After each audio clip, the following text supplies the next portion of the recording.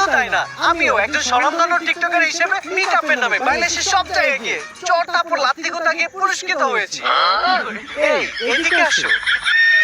এই যে আমার এক স্টুডেন্ট আজকে আমাদের এই প্রতিষ্ঠান থেকে টিকটকে প্রলেজ করে ছাত্রীর সার্টিফিকেট নিয়ে বের হয়ে যাচ্ছে। ভবিষ্যতে ওই বাংলাদেশের টিকটকে রাজ করবে।